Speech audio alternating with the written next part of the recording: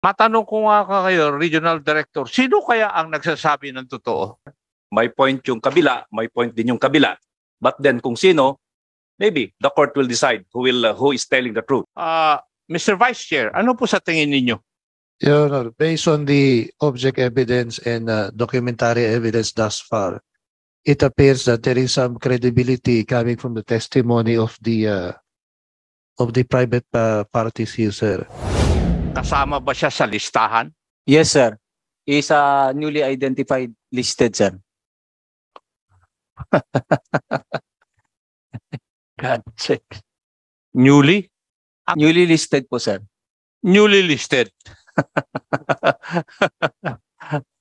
Kahit na newly listed, pag wala doon, I will charge you for perjury. And I'm not joking. Ano po yung action ninyo para mag-validate?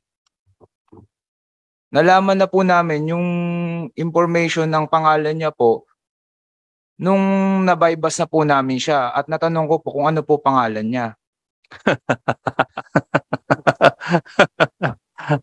So in the spirit of transparency, I will see to it na yung mga taong yan ay madidismiss at mapapailan ng criminal case as I did doon sa mga pulis na nag-operate doon sa syudad ng Antipolo. May I ask the regional director? You have seen the video presentation, right? And you have listened to the testimonies of the persons who are supposedly, allegedly victims of wrongdoings of your police force, right? Ganon din po siguro yung provincial director. Nakita mo rin yung ebidensya, narinig mo rin yung side ng mga resource persons natin na naging biktima ng mga allegedly by your policemen. Ganon din yung hepe at saka yung intelligence officer. Di po ba? After seeing all of these pieces of evidence, matanong ko nga kayo, Regional Director, sino kaya ang nagsasabi ng totoo? Tinatanong ko po kayo, Hardy, after seeing all the pieces of evidence and listening to the testimonies of your people and of the alleged victims of your people, sino po kaya nagsasabi ng totoo? Hardy, will you please answer? Yes, sir. Ano ang yes, sir? Personally, kung akong tanungin mo, sir, may point yung kabila, may point din yung kabila. But then kung sino, maybe the court will decide who is telling the truth. Anong korte ang nagsasabi? Anong korte ang sinasabi mo? Wala naman sinasabi rito korte. Being the regional director of... Tinatanong kita sa ang iyong personal opinion after listening to the testimonies and looking at the video which will apply, ano sa tingin mo? Personally, sir, again, on my part, my point, yung kabila, my point din sa kabila. Alin ang mas magandang puntos? Following your logic. Akala mo kasi titigil doon yung pagtatanong ko eh. Alin ang mas magandang puntos? Personally, sir, parehas pa rin sila. Parehas. When are you retiring? I will be retiring this coming October 15, sir. Yes, and therefore, you will not be the one handling the administrative cases that will be filed against these people. Di ko alam, sir, kung may habol yung pag-file ng case ng pag-take cognizance ng under-IA, sir. Thank you. How about the Provincial Director of Laguna? What is your personal opinion? Sir, based on the records provided by the San Pedro City, sir. Hindi ko po sinasabi. Yung records ng San Pedro, you listen to my question. Yes, sir. Ang tanong ko, nakinig ka sa testimonies ng iyong mga tao at ng mga tao na naging biktima ng iyong mga tauhan at saka yung video. Ano ang personal opinion mo? Sino ang mas may magandang punto following your regional director? Based on my personal opinion, sir, In the light of these allegations, sir, at mapapatunayan po yan na sila po ang nandyan, then we will conduct a thorough investigation, sir. Hindi ko naman tinatanong kung ano yung gagawin mo eh. Ang tinatanong ko sa iyo, anong nasa isip mo ngayon?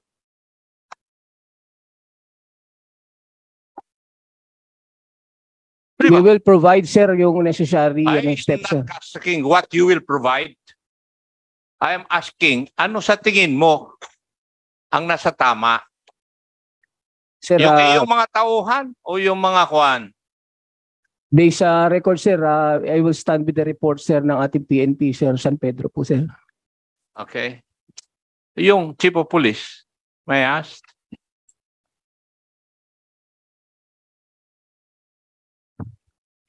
Sir, we will wait for the ano sir for the Hindi ko po tinatanong yun. Ang tanong ko sa iyo, ano sa tingin mo ang nasa tama? Yung tauhan mo mismo o yung mga naging biktima? Sir, we will wait for the investigation po, sir.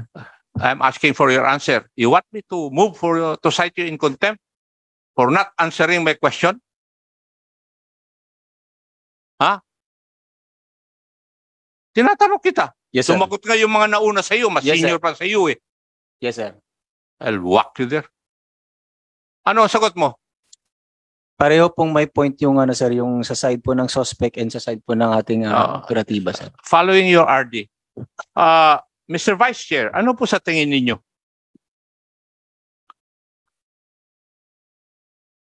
Your Honor, based on the object evidence and documentary evidence thus far, it appears that there is some credibility coming from the testimony of the private parties here, sir.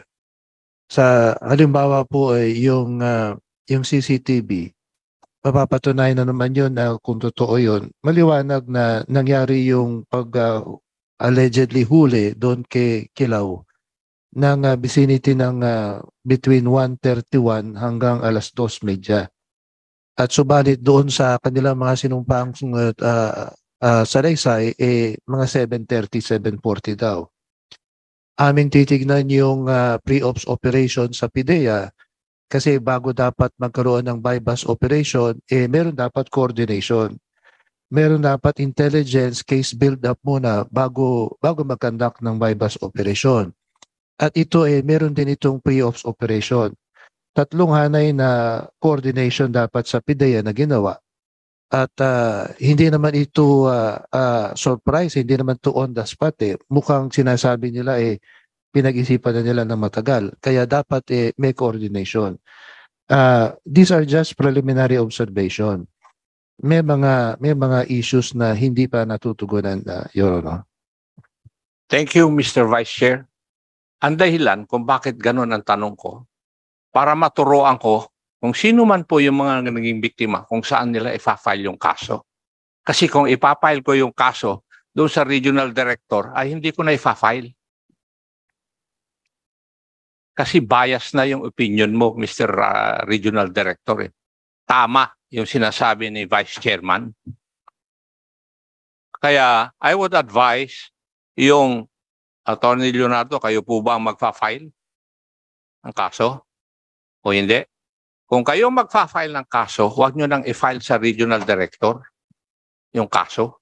Kasi bias na Kitang-kita naman Any person in his right mind after seeing this, knowing that the CCTV will not lie, papaboran ko yung mga nagrereklamo. And in the spirit of transparency, yung unang kaso, kung bakit nasusundan ito ay dahil doon sa kaso na nangyari sa Antipolo. At na-dismiss yung mga involved doon. So in the spirit of transparency, I will see to it na yung mga taong yan ay madi-dismiss at mapapailan ng criminal case as I did doon sa mga pulis na nag-operate doon sa syudad ng Antipolo. I am amazed Gerald Gases, na ganun ang pag-iisip mo, being the RT. There's a limit to protecting your men and upholding their moral and welfare. Now, let's go to the nitty-gritty. Do you have a lawyer with you, gentlemen?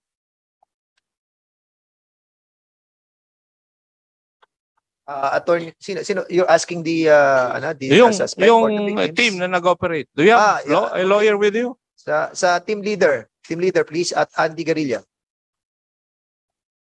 Meron po. Meron. And I hope your lawyer would know the rules of this House regarding inquiries in aid of legislation. Yes, Your Honor. Yes, you're aware of it. Attorney Jarwin, Your Honor. Yes. Alam niyo po ba yung rules dito sa participation ng mga abogado? Yes, Your Honor. Yes, thank you. I'm just reminding of you of the rules. Ano po? Now, PIDEA. Meron pa bang representative ng PIDEA rito? PIDEA. So PIDEA, can you kindly sit here? Para sa questions. PIDEA? Yes, kung pwede maupo ka rito.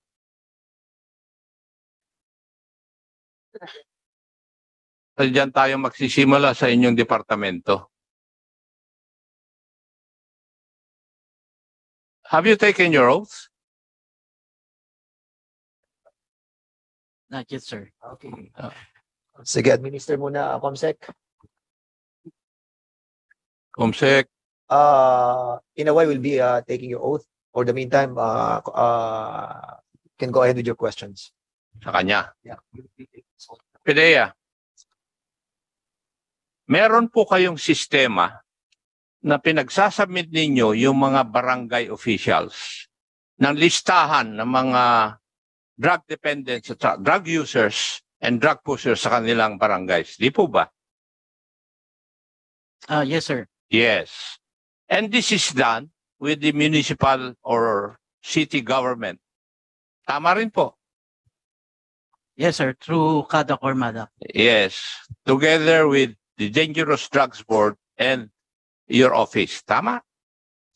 Yes, sir. Yes. And therefore, nandun yung mga listahan as recommended by the barangay officials. Yes, sir. And then, binabalik ninyo pag-validate nyo na totoo.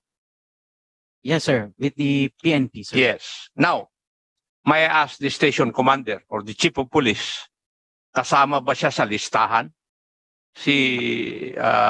Yung naging biktima? Is his name in the list of drug pushers, drug users, or drug dependents insofar as the list of the barangay officials or the concerned barangay officials are concerned? Yes, sir. Is newly identified listed, sir. God sakes. Newly? Ang tinatanong ko sa iyo, narinig mo ba yung pagtatanong ko dun sa PIDEA? Merong nire-require sila na mag-submit yung mga barangay officials na listahan sa kanilang barangay yung mga drug users, drug pushers, at saka drug dependents.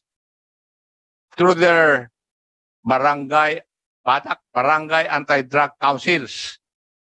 Dumadaan sa munisipyo bago pumunta sa PIDEA together with the Dangerous Drugs Board na nag-create ng policy na yon. Di ba? Nagko-coordinate, binivet, at ibinabalik sa mga barangay captains. Tama? Yes, sir. For intervention. Yes. Now, ikaw, Hepe, alam mo dapat yun eh. You're just telling me your ignorance of the law. Kung hindi mo alam yun. Kung ako, congressman na, matagal na ako nag-retire, alam ko. Do you know na meron ganon? Yes, sir. Yes. Ngayon, nasaan yung listahan na yun?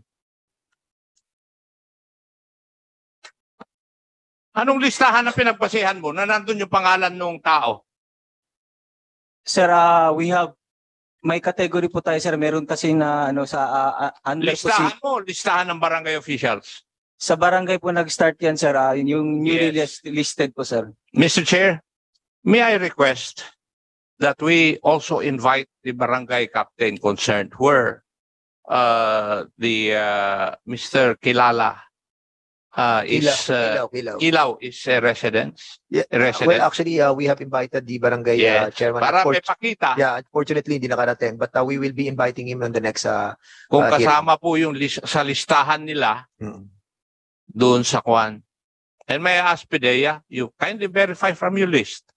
You get the barangay and the municipality na kinaruruan ni Mr. Kilaw. You have a list of that, I know. We will verify, sir. Yes, We will that is submit. in pursuant to the Dangerous Drugs Board policy. Yes, sir. Yes. So Pidea, kindly submit to us, as soon as possible, no? We've been working together for so many years when I was the mayor. So next week, submit nyo na agad yung listahan so we can see, no? Mr. Kung Chair, kasama Yes, sir. yung We will comply, sila. sir. Oo. Sige, go may ahead. make it of record na yung chief of police ng San Pedro ay sinabi niya na nasa listahan. Is that Newly listed po, sir. newly listed? After the fact. Kahit na newly listed, pag wala doon, I will charge you for perjury. And I'm not joking. Kasi ayaw ko yung nagsisinungaling dito sa committee namin. Ayaw ko. And if what you are answering is not true, I will, kasi inulit ko na sa iyo I'm making it of record na ang sagot mo ay nasa listahan. At saka, dinagdag mo, newly listed. It is of record. Okay? Colonel? Copy, sir. Yes. May I know if you have directed yung team na yun na mag-conduct ng bypass operation? Kasi doon sa affidavit nila, sinabi nila yun Yes, sir. Pursuant to our simultaneous anti-criminality and law enforcement operations, sir. Hindi yun ang sinasabi sa affidavit. Ang sinasabi rito, and I would like to quote paragraph number 2 na ako, sabi ni Mungkal, na ako ay membro ng San Pedro Police Station at naatasan ng aking hepe na si Police Lieutenant Colonel Rolly Buhisan Liegen, Acting Chief of Police, na magsagawa ng operation laban sa mga taong sangkot sa illegal na droga. That is precisely the first question na tinanong ko sa inyo, na sangkot sa illegal na droga. Kaya yun ang una kong tanong Okay? So, inutusan mo sila talaga. Copy po, sir. Yes, sir. And therefore, you are responsible kung ano man mali o tama na kanilang ginawa. Yes, sir. I am laying the predicate para habulin kita sa command responsibility. Yes, sir. So, aminado ka na iniutos mo. And therefore, as their chief of police, you are responsible whatever wrong they would have committed. Yes, sir. Yes, thank you. Yun ang one.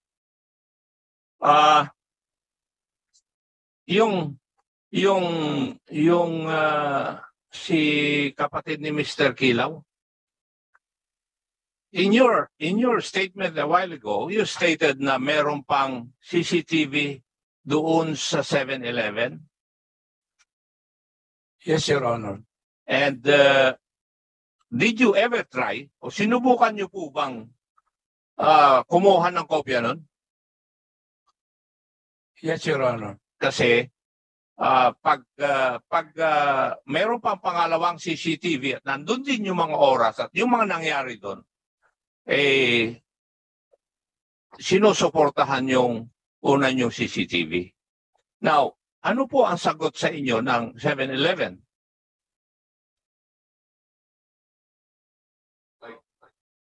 Paki-on po yung mic ninyo. Request lang po ng pulis ang ini-entertain po nila. Alin po? Request ng police. Request lang po ng pulis ang ino-honor nila. So, base po dun sa sagot ninyo, nasa kanila pa yung kopya ng CCTV na yon. I told to manager na kasi nag-exert pa po ako ng effort na makuha yon. Nagsalita lang po ako sa kanya na please preserve yung event na sinasabi niya na related daw sa bypass operation. Kasi kasama na rin yan dun sa aming papandayin na batas na kung yung tumitingin dun sa CCTV ay makita niya na may krimen na nangyayari, dapat i-report na niya kagad sa kapulisan. Yun yung amendment na gusto namin mangyari dito sa 6 na House Bills tungkol sa CCTV. Ano po? Kaya yun po yung aking katanungan. So, i-presume natin na hawak pa rin nung 7-Eleven yung CCTV footage na yon. In God's willing, Your Honor. Okay. Hindi ko po questionin yun. Now,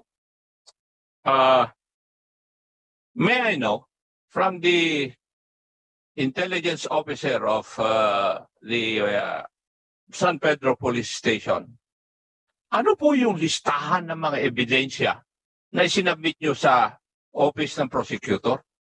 Meron po bang kasama yung motor na gamit ng tao?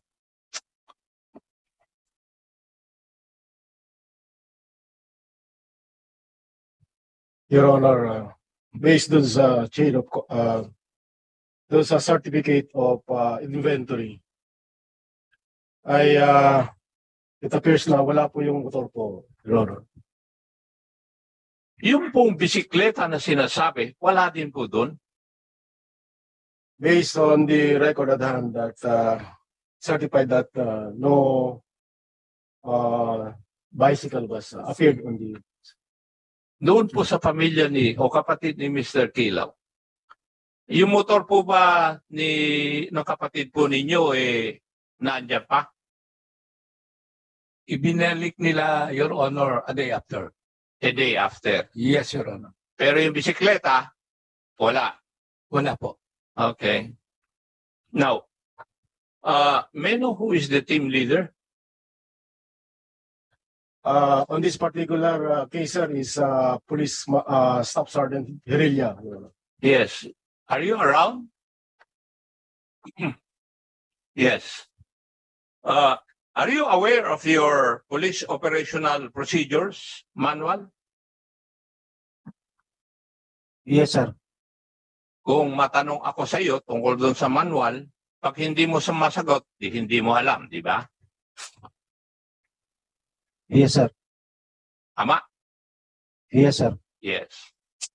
Umpisahan po natin. Paano nyo inumpisahan na planuhin na hulihin si Mr. Kilaw? Bali po, ang nangyari po dyan, Your Honor. Hindi, paano nyo inumpisahan? May information po si Patrolman Tamaray, inirelay po sa akin. Alin? May information si Patrolman Tamaray na alleged nagbebenta ng droga sa May Putol. Inirelay niya po sa akin yung information na yun. So, would that show o pinapakita ba niyan na hindi niyo pa alam na kung kasama si Mr. Kilaw sa drug list ng barangay? Kasi ang isda nahuhuli sa bunganga niya eh. Hindi pa po. So hindi nyo alam. Bakit alam ng hepe ninyo?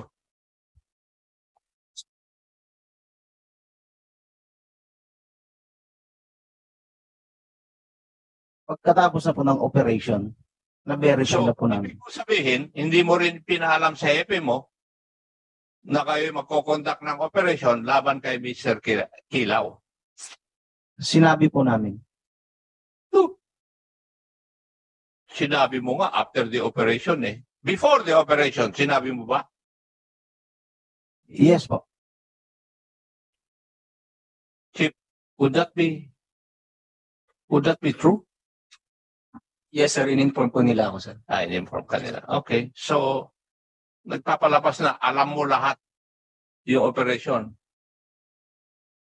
As I've said, nilay down ko yung predicate na mahabol kita ng under the principle of command responsibility. Para lang, alam mo. Kasi kung nagsisinungaling ka, you will reap the consequences of your lying. Yun yung akin. Now, ano po ang ginawa po ninyo? In accordance with your police operational procedure, POP manual. Pagkatapos po ng information na verify po ni Patrolman Tamaray yung information na na-receive niya. Hindi. Teka. Let me stop you there. May impormasyon si si Sergeant Tamaray Yes po. na si Mr. Kilaw ay nagbebenta ng droga. Yes po. O, after that, Nagkandak po si Patrolman Tamaray ng verification. yes, because that is required by your manual. You have to vet kung totoo yung impormasyon na natanggap. Yes po. O, siya mismo ang nag-vet. Yes po. O, anong lumabas doon sa kanyang kwan? Base po sa verification na ginawa ni Patrolman Tamaray, positive po na may nagbebenta nga po doon sa may putol ng hinihinalang illegal na droga. May nagbebenta. Hindi pa niya alam na si Mr. Kilaw yun? Your Honor, may I request Patrolman Tamaray to answer. Siya po kasi ang nag-verify. Sige.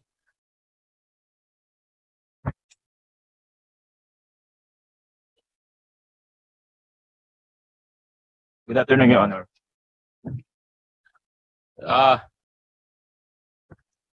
When you got the information, Sa confidential. teka. When you got the information, nung nakuha mo yung information tungkol kay Mr. Kilaw, sinabi mo kagad sa team leader mo? Yes po, sir. Yes. O, tapos sabi niya, hindi pa niya alam kung si Mr. Kilaw ang kwan target ninyo Di ba? So alam na niya from the start na may target kayo na si Mr. Kilaw. Regarding po dyan, sir. Sagutin mo yung tanong ko. Hindi ko tinatanong kung regarding that or what. Sagutin mo yung tanong ko. Kilala po namin sa alias po, pero yung buong pong pangalan, hindi po namin alam. Alias lang po ang binigay sa akin na informante po. Sige. And that is precisely the reason why kailangan mong i-vet o i-validate yung info. Yes po. So, ano po yung action ninyo para mag-validate? Nalaman na po namin yung information ng pangalan niya po nung nabaybas na po namin siya at natanong ko po kung ano po pangalan niya. Pero ang information po na ibigay sa amin po is alias lang po. Nalaman niyo yung pangalan niya nung nabaybas na? Opo. Ha? Alam mo, ang sabi ng aking magaling na abogado nun, kung magsisinungaling ako, yung pinakamalapit sa katotohanan. Yung pagsisinungaling mo, malayo sa katotohanan, Ibig mong sabihin, nag-operate kayo sa isang tao na hindi nyo alam ang katauhan. Ikaw, sinabi mo mismo na ikaw ang nag-validate ng info. That is precisely the reason why I'm asking you, paano mo binalidate yung info? Kasi that is part of your operations dapat. You have to validate the information. Kasi baka pinainan lang kayo ng maling informasyon Di ba? Ganun ang purpose ng procedure na yon.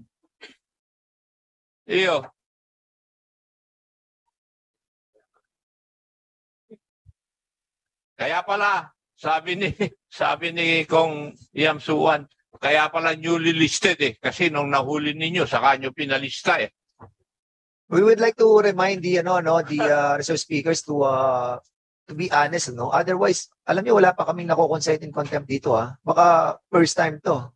Kaya be truthful, please. Ulitin ko, sinabi ni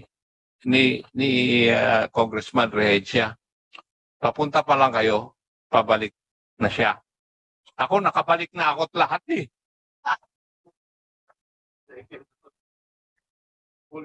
Naging congressman na nga ako at nag-iimbestiga pa rin eh. Tapos ganyan pa rin ang pagsagot niyo po sa akin. Ha? Oh, iyo. Inoperate niyo isang tao na hindi niyo alam ang pangalan, ang tunay na pangalan. Binaypas at lahat ninyo, nalaman niyo lang yung pangalan after the operation. Alam mo iyo, lalo mo lang, dinadagdagan yung aking, yung eagerness. Hindi ko alam Tagalog na. Baka alam mo, Congressman Rehencia.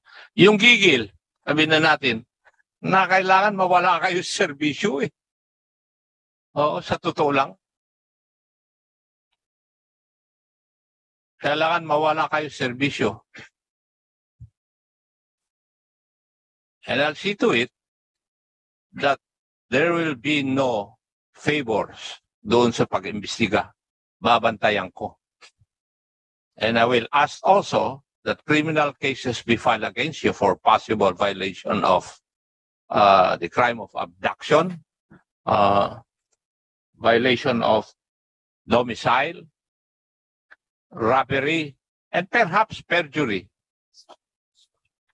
So, kasi hindi ko na masabi yung physical injury dahil matagal na nangyari. Baka hindi nag-medical exam yung si Mr. Kilaw eh. Mr. Chair, I think there's no need for me to proceed questioning kung hindi po ako makakakuha ng tamang o katotohanan sagot mula dun sa ating mga resource persons. Thank you, Mr. Chair.